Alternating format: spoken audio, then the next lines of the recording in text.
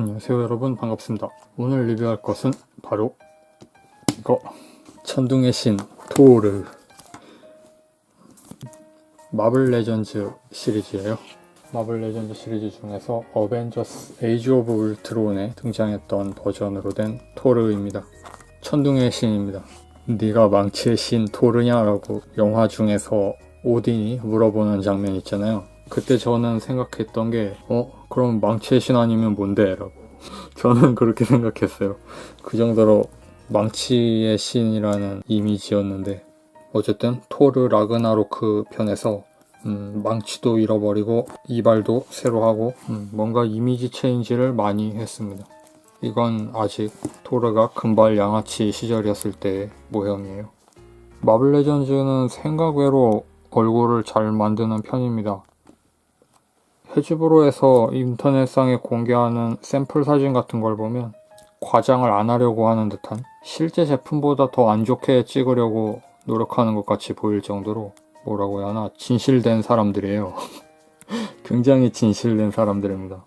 그래서 실제로 제품을 구입하면 사진보다 낫네 라는 생각이 항상 들어요.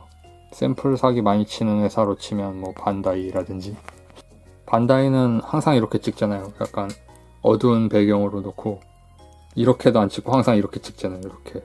그래서 실물을 보면 양산품이 되면서 퀄리티가 떨어지는 것까지 더해져서 비율 자체에 대해서도 이런 비율이 아니었는데 같은 생각이 들게 만드는 그런 안 좋은 버릇이 있어요. 헤즈브로의 진실됨을 배워야 할 시점입니다. 영화상의 얼굴 좀 비슷하게 잘 만든 것 같지 않나요? 공식 사진에서는 이거보다 더 못생겼습니다. 좀 이 정도 거리에서 본 것 같은 느낌으로 찍혀 있는데, 자세히 보면 잘 되어 있어요. 망치의 신 토르.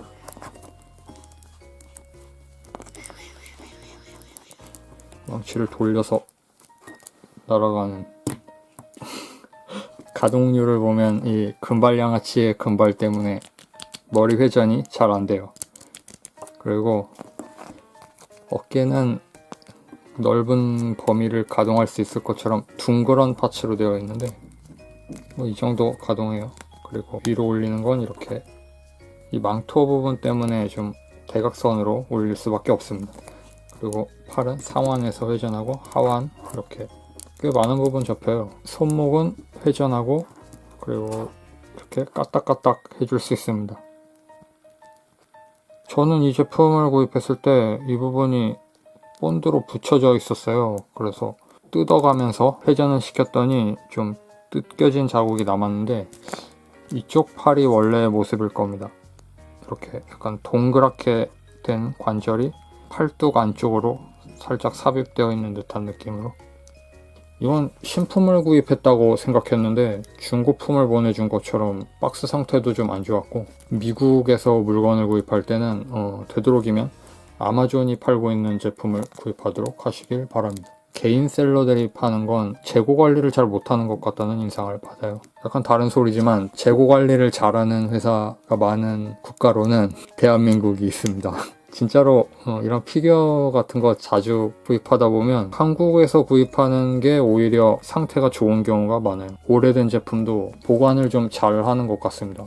우리나라 기후가 좀 추운 것도 한몫하는지 모르겠지만 일본 쪽의 오래된 재고들보다 더 나을 때가 많이 있어서, 재고 자체가 적으니까 그렇게 사용할 일이 많지는 않을 거라고 생각하지만 비슷한 조건에서 구입을 하는 경우라면 되도록 한국에서 팔고 있는 제품을 구입하는 게 낫지 않겠나 하는 생각이 들어요.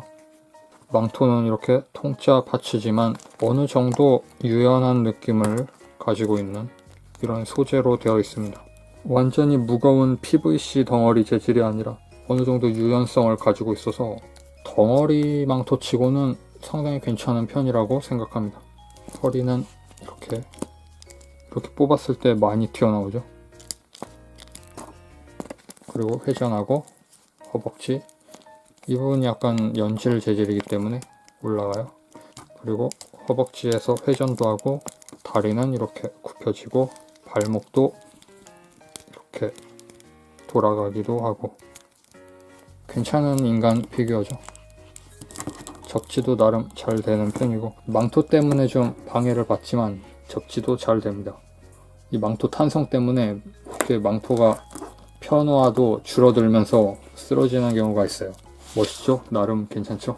목 부분 가동 범위가 넓지 않아서 포즈의 제약은 좀 있는 편이지만 느낌은 잘 살리고 있는 좋은 제품이 아닌가 생각을 하고 있어요. 그리고 토르? 우리는 토르라고 부르고 있는데 영어를 사용하는 국가들은 소어라고 부르고 있어요.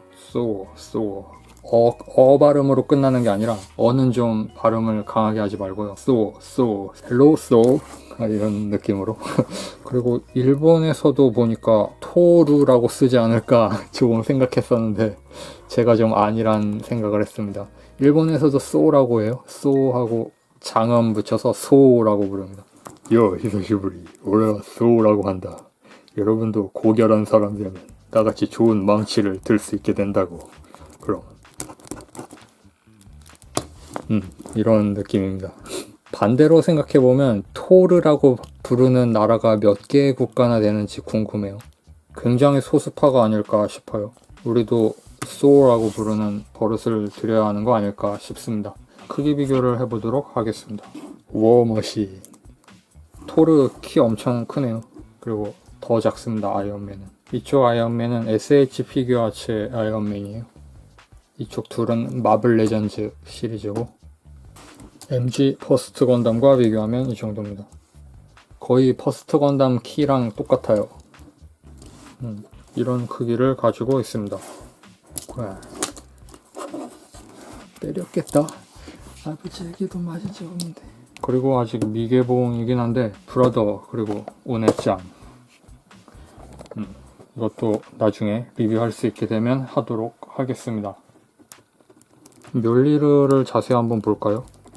손잡이에 달린 끈까지 통짜로 되어 있어요. 이 부분은 좀 연한 재질로 되어 있긴 한데 완전히 끈 같은 느낌은 아닙니다. 이렇게 들 수 있을 정도로 단단해요. 이 피규어가 없더라도 이것 자체로 꽤 재밌는 소품일 수 있겠죠. 이 피규어는 손이 이래서 들 수가 없구나. 이쪽도 편손이라서 좀 애매하지만 고결한 아이언맨. 못 듭니다. 이 사람은 고결하지 않은가 봐요. 고결한 너굴맨. 그럼 여기까지 마블 레전즈 토르 피규어였습니다. 지금부터는 잡담인데 토르 캐릭터가 멋있지 않나요? 뭔가 고민이 없을 것 같은 느낌이잖아요. 망치로 다 때려 부수고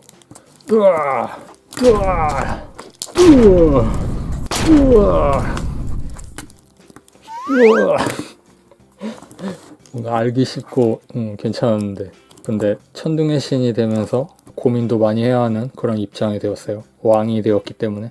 왕하지 않는다고 그렇게 이야기했었지만 소각각으로 로키보다는 토르가 왕이 될 수밖에 없는 그런 인선이 갖춰져 있었기 때문에.